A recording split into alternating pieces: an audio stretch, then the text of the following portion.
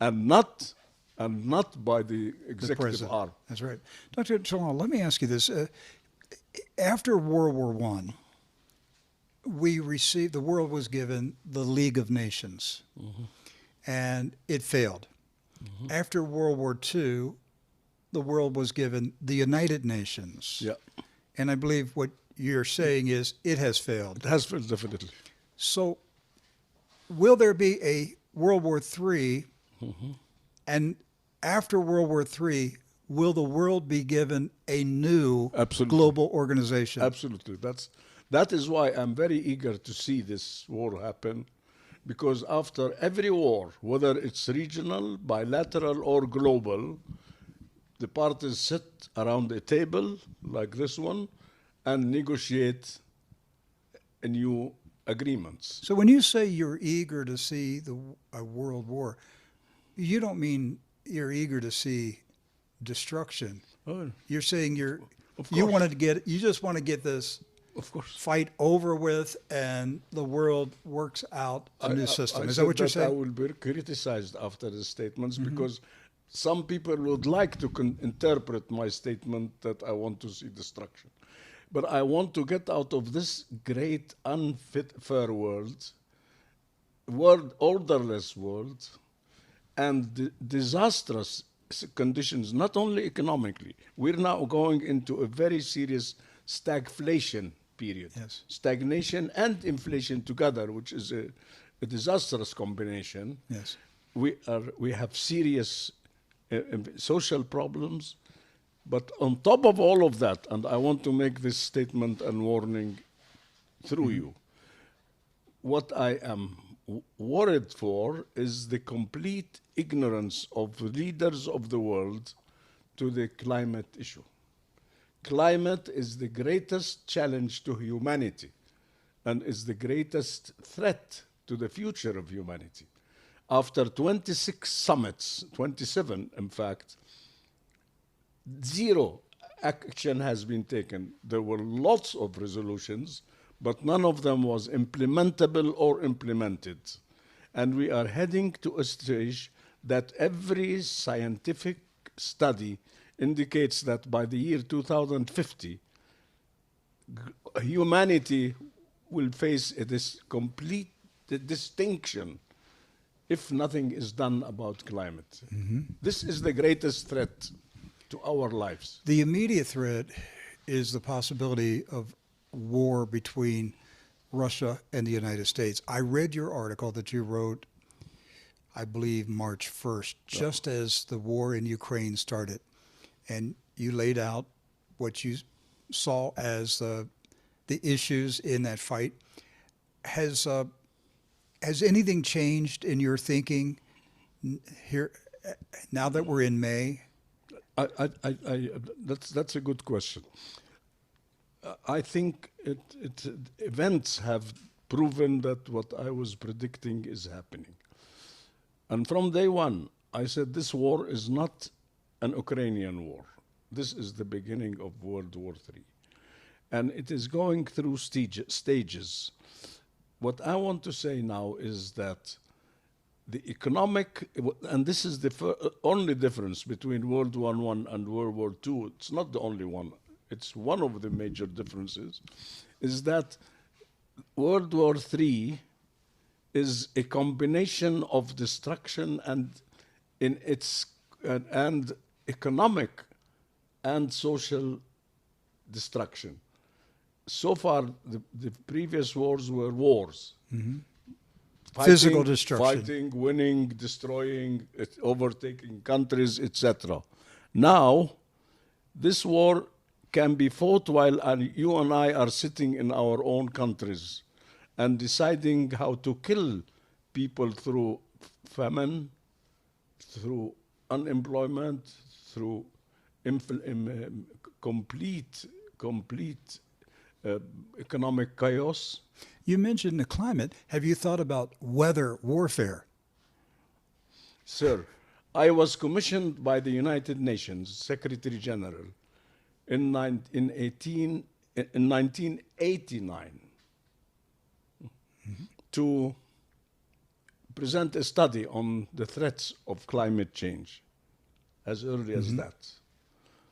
And I called a meeting of all the accounting societies, CPA in America, Chartered, etc., of the world.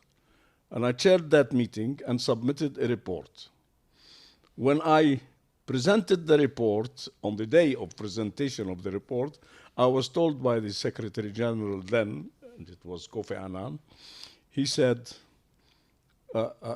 that the US ambassador to the United Nations and the UK ambassador wanted to attend the launch meeting. We were launching our report. Yes. After I opened the meeting and started my presentation, His Excellency, the American ambassador, said, "Sir, Mr. Chairman, you're wasting your time and our time. This report will not be considered unless it is approved by the capital." And viciously I asked, which capital? He said, "You know what I mean, Washington." I said, "Oh, that's up to you then. So, but we proceed with our work as experts, and you decide what you decide." Rightfully, the report was shelved. It was not even looked at. Well, the question I was getting at was military warfare. You were talking about the destruction of societies, the destruction of civilization. There's not a lot of information available about what powerful militaries can do with the climate, with the weather. Absolutely. That they can make droughts appear in a country or floods. Absolutely. Is this the kind of warfare that you think is going to be waged? This is why I'm saying I would like to see this World War III sooner better than later. Because while this damage is continuing, and while we are only meeting and talking, I'll give you an example, with actual, and I, with all my respect for the US and its leadership of the world, when President Trump was conducting his campaign in 2016, he said climate issue is a farce created by the Chinese to destroy our industry. And I will not tolerate any discussion on the climate issue. Biden, for whom we were waiting, said in Glasgow meeting at the World Summit on climate, he said, of course we have to deal with the climate issue. And it's a great threat, but we will not allow it to damage the interests of our industry. The US, and I'm hopeful now, because the US was the #1 polluter of the world.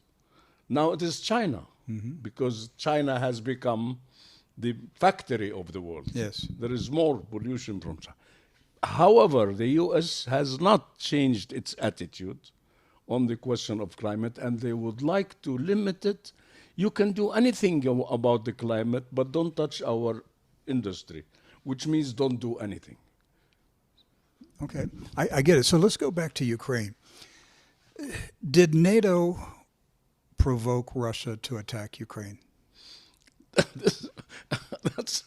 That's a question which nobody has asked me before, and I would try to be very honest I'm always honest, but to be very transparent. I think it's much more than that. I think the issue that everybody in these superpowers, whether it is NATO, and NATO means US, because as it has become very evident, every event that took place in Ukraine was conducted by the superconductor, the US. And on the Russia side, everything has been coordinated with the Chinese.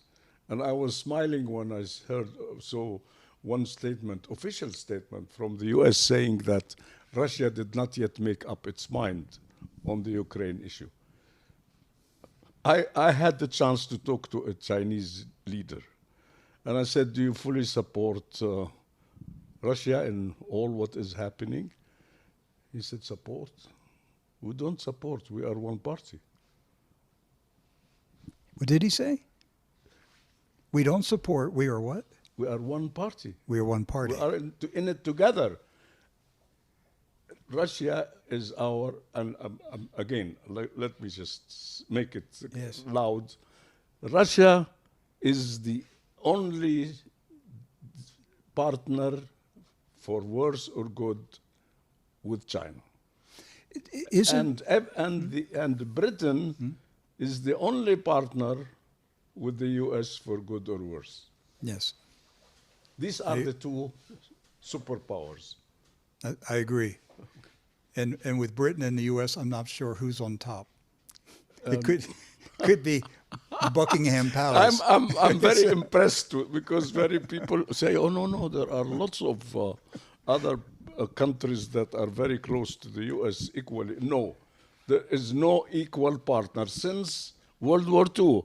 Queen Elizabeth has ruled longer than any monarch in the history of England. She's a smart woman. I think she has more power than what we know. This thing about China and Russia, have you thought, with a battle between Russia and the United States, China's the winner. Both the United States and Russia are weakened, and China wins. Not really, if I may disagree. Okay. Because there are two countries in the world which cannot be conquered. There is no, when it comes to to China and the US, nobody wins. They both lose. Mm-hmm. Can you think of any reasonable plan to overtake America and no. or similarly in China? These are the only two countries in the world that I can think of which can never be conquered. They would have to use a biological weapon on the American people because the American people have guns and they will fight. Right? So you would have to exterminate the population of America because the American people will fight. China. Yes. Otherwise. Yes. So I'm not talking about any of these two countries winning or losing.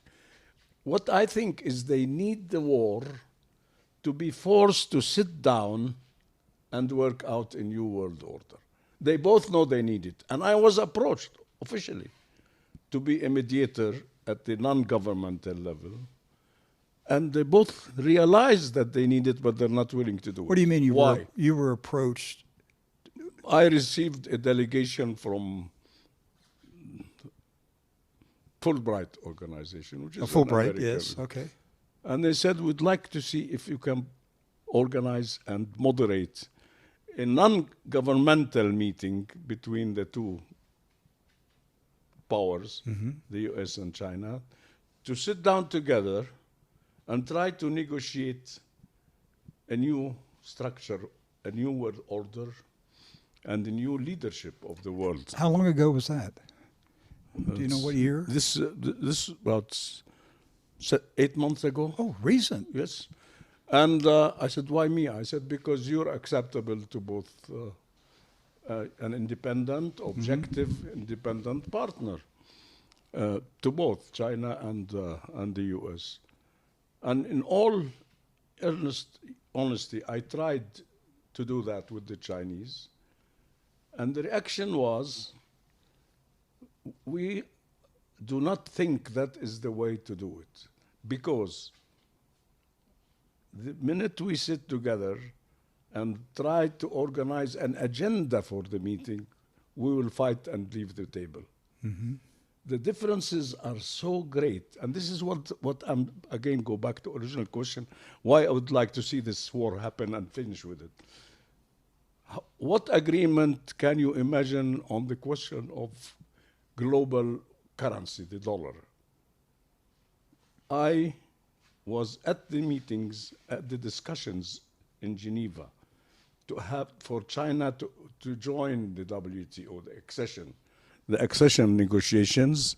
And China said one thing we're not willing to discuss is our currency. And China is the only currency in the world that is not linked to the dollar. What is going to happen? Is China willing to change this position, which was for them a religious dogma? Don't touch my currency. And that's why when Corona started, the fictitious feeling that the economies were prospering, it's because both countries were able to use their printing machines to print currency. There is no control over either of them. So they could print currencies as they want and send and throw money Yes. to the community. So what are you going to agree on how to change the rules of the world trade, of the intellectual property world? I served on the board of the WIPO, World Intellectual Property Organization, again. And the US was leading the process of drafting rules. I was in the meeting to draft the rules for protection of trademarks and methods, which is right. And this is right, and I fully support. Now, presidents in the US say this has to change. Rule 1 is the definition of what is an invention. Under the World Agreement, which was endorsed by the US, every word in it, it says that any new innovation of an existing invention which adds value and is useful is a new invention. This is a mic. Yes. I can develop another technology of this mic, and it still be called mic, but it's a new invention, and I can register it. And under this principle, China registers every year 300,000 inventions because they are developments and improvements on existing inventions. Yes, I understand. Now the US says China owes us billions and trillions of dollars for stealing our inventions. What do they mean? They mean that I was the first to invent a watch. Any watch development has to be accredited to me. And you have to pay me because you took my invention. These are the issues that the nations are fighting over. There are 12 of them. Each of them is impossible to agree on. I have a theory about the Russia-Ukraine war. Tell me what you think. I don't think the West, particularly the United States, wants to get into a military conflict with Russia. I believe they baited and goaded Russia to enter Ukraine, and the sanctions were planned far in advance. And what they did is that for the first time in the history of the world, a nation was ostracized, deplatformed. We call it deplatformed in America. You're taken off the internet, you're banned. They banned Russia. Russia is no longer, in the eyes of the United States, Russia is no longer allowed to be on the planet. Something has to happen to Russia. And so they baited Russia to come into Ukraine, not for the purpose of fighting Russia, but for the purpose of destroying the Russian economy with the sanctions to eventually force Mr. Putin to pay for his goods with the gold that is in the central bank. Because I think they want to get rid of his gold because he's moving towards a gold-backed ruble, a central bank digital currency that would be backed by gold. Does that idea have any validity, or is that just a crazy idea? I think it's a crazy idea. Okay, all right, I'll take it from you. Because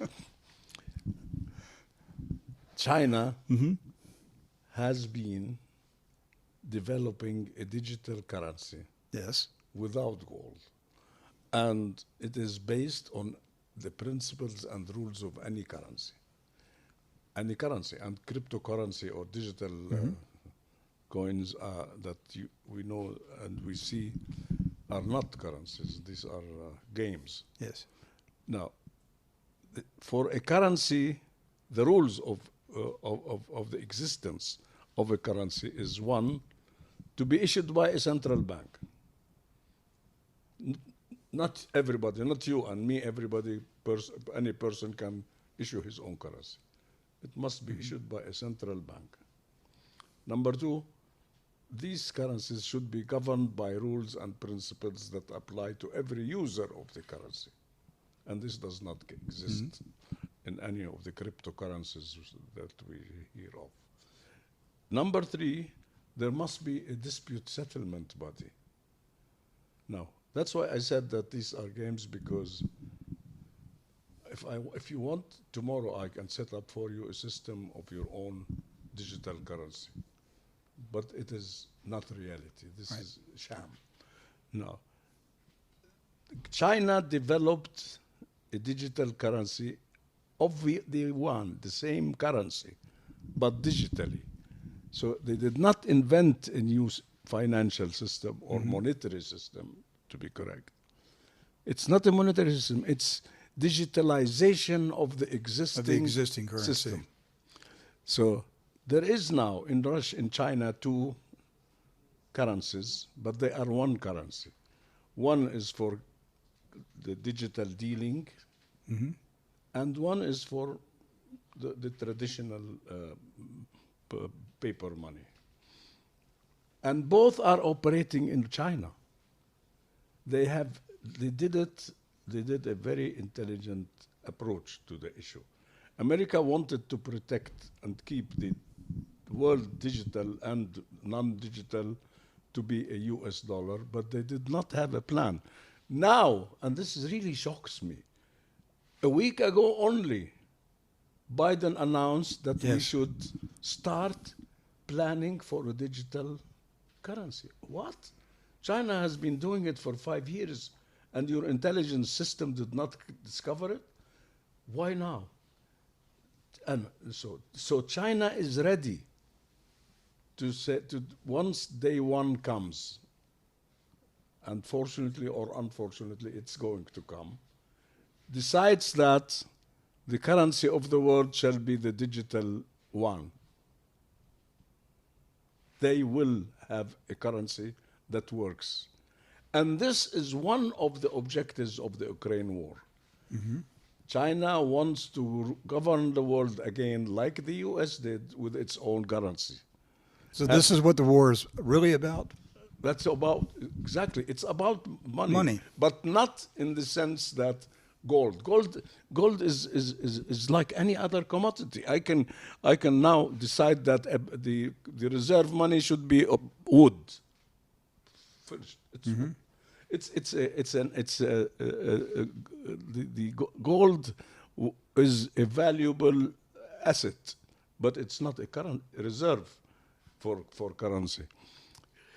And currencies of the world are all using partially gold as reserve, but as the dollar is the reserve currency, thanks to the UK, United Kingdom, who gave up the sterling as a reserve currency and said to great America, you are the only reserve currency of the world. That is one of the very important issues, but it's only one of 12 major issues. And the Chinese, Chinese remind me always when I meet with them that this country is 7,000 years old. Yes. 7,000 years.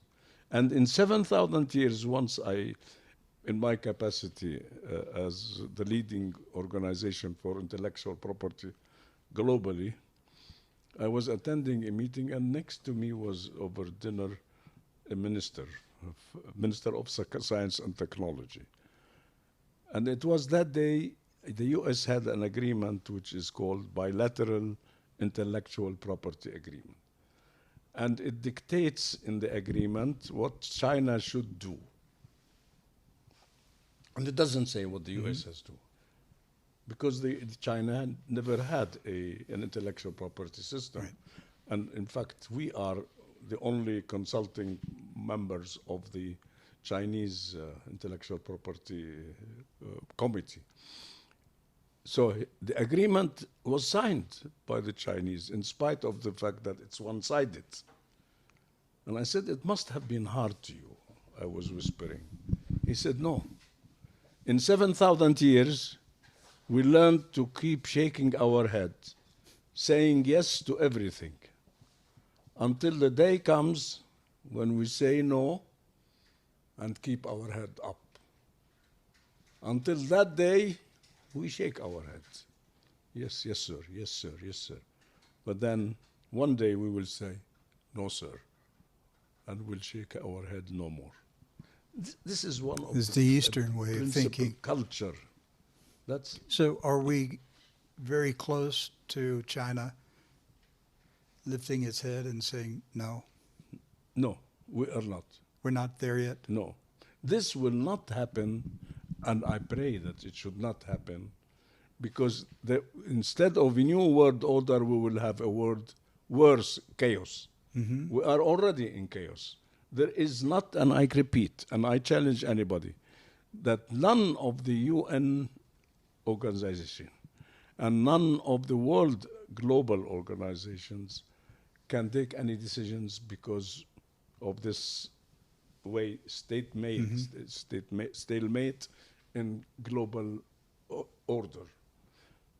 If China says this and we say yes, we are going to have a disaster, which is worse than the disaster we are in. That is why I say, please fight and sit and develop the new world order. We know it's coming. It's coming. It cannot go on. You cannot go on in a world which is.